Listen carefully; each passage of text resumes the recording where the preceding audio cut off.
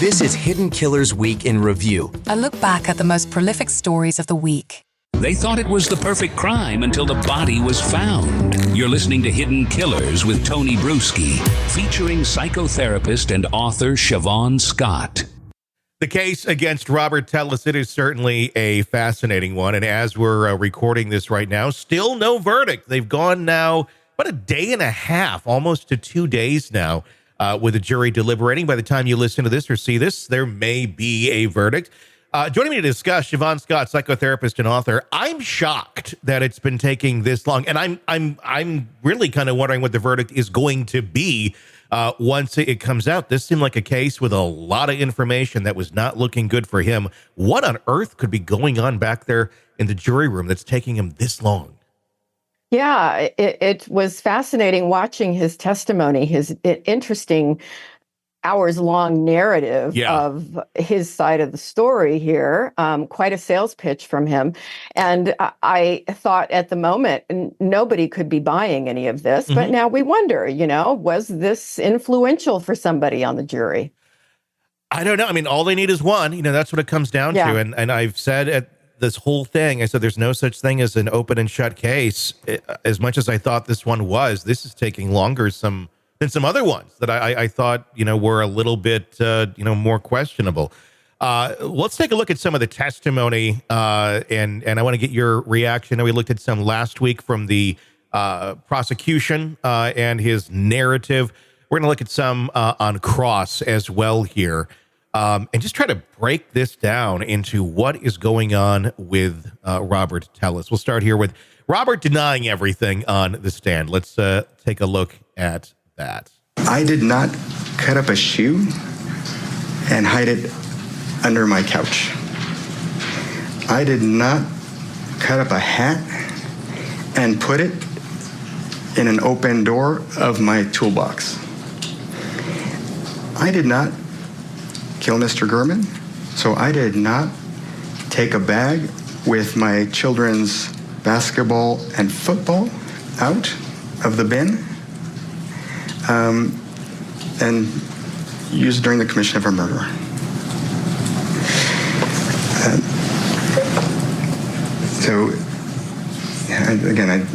I didn't kill Mr. Gurman.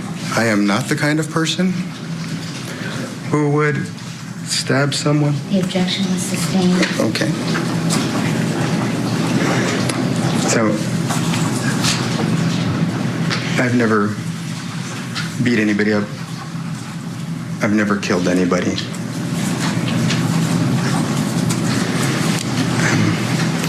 I didn't kill Mr. Gurman. So that's Robert Tellis telling us 50 different ways that he's not a killer. I want to make note here of an interesting tell, I think, that he has. And we're going to see it again in another clip, the way that he vocalizes discomfort. Did you notice that in there where he says, I am not the kind of person to stab someone? And it's something where I've noticed in other pieces of testimony when he's uncomfortable about something that he has done. And I'm not saying he did this, but I'm just noticing this tell when he talks about something that he has done. And we're going to talk about the affair in a little bit. He talks like that on that specific point of guilt. What's your takeaway on that? Sure could be. The thing that jumps out at me is how much he reminds me of a politician with his confidence, Yes. And this oozing narcissism, this sense that with this, affect that he puts on. And again, we talked about him having this histrionic quality that he seems to me to be going for best actor role here. He's really putting a lot of oomph into this. Mm-hmm. And in my way of viewing it, this narcissism and the idea that he can get on the stand with this completely bizarre tale involving conspiracy of basically everyone in town is what it ended up sounding like. That made no sense. I tried to tune in and determine, can I even follow what this story is supposed to be? And I don't think anybody could really make sense of it. But this confidence, I think that's his Achilles heel because it's so narcissistic. It's bizarre. But I'm wondering if it's going to make that impact on that jury. If he gets off on this, there's some, we got to examine that jury, like what is going on, or even a hung really jury. feels like anybody could do anything if he gets off. It really does. Let's take a look at that affair clip, and again, keep a close eye and ear to when he talks about the affair itself and his tone and affect on it. Let's take a look at. When you spoke with him, were you truthful in your interview? Not entirely, no. Okay. What were you untruthful about? About the extent of the relationship with me and Roberta Lee Kennett. Okay. What was different? What did you say versus the truth? I said that, she and I had no affair. There you go. But, regrettably, we did have, and when I say regrettably, I think we both regret the mistake, but we had a romantic affair with each other.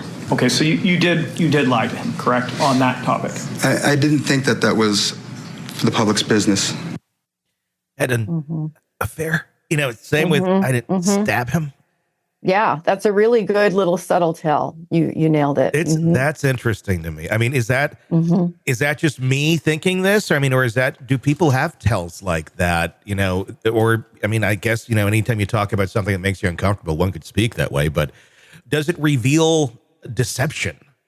Sure could. I'm one to say, people display emotion and lying, and we've all got unique patterns, but certainly it shows up in the body in different ways, and you can see vocal changes like that. So that's certainly a good guess. Yeah, it's and I've noticed other times in the trial too. I don't have him on hand here where he talks like that on certain issues, especially when talking about the murder itself.